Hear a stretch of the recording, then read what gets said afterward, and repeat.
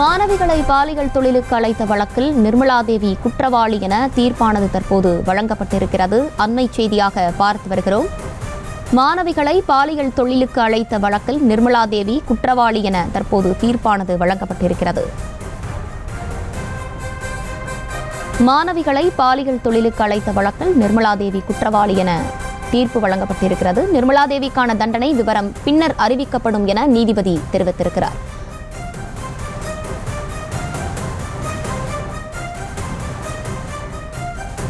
தொடர்ந்து விவரங்களை நாகேந்திரன் வழங்கிட கேட்கலாம். நாகேந்திரன் வணக்கம், தொடர்ந்து விவரங்களை பதிவு பண்ணுங்க. வணக்கம் ஹர்ஷினி.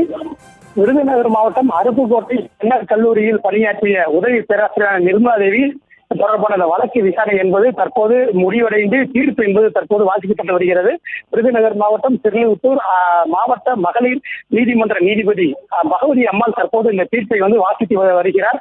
முதற்கட்டமாக நீதிபதி அவர் வழங்கிய அந்த தீர்ப்பில் பார்த்தோம் என்றால், இந்த வழக்கில் குற்றம் சாட்டப்பட்டதாக இந்த வழக்கில் சிபிசிஐடி காவல்துறையால் சேர்க்கப்பட்டிருந்த குற்றம் சாட்டப்பட்ட 2 மற்றும் 3வது நபர்களான உதவி பேராசிரியர் முருகன் மற்றும் ஆராய்ச்சி மாணவர் கருப்பசாமி இருவரும் இந்த வழக்கில் இருந்து அவர்களுக்கு போதுமான சாட்சிகள் ஆதாரங்கள் இல்லாதனால் இந்த வழக்கில் அவர்களை விடுவிப்பதாக முதலில் தீர்ப்பை வழங்கினார்.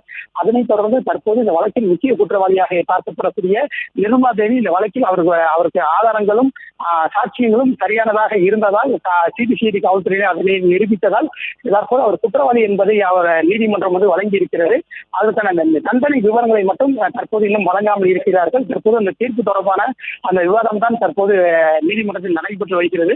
நிர்மலா தேவியின் வழக்கறிஞர் இவருக்கு அந்த தண்டனை என்பது வழங்கக்கூடாது, இவரும் நிரபராதி தான், இது வேண்டுமென்றே புனையப்பட்ட வழக்கு என்பது உள்ளிட்ட பல்வேறு வாதங்களை அவரும் முன்வைத்து வருகிறார். விவரங்களை வழங்கியமைக்கு நன்றி நாகேந்திரன். செய்திகளை உடனுக்குடனும் துல்லியமாகவும் தெரிந்து கொள்ள சப்ஸ்கிரைப் பண்ணுங்க.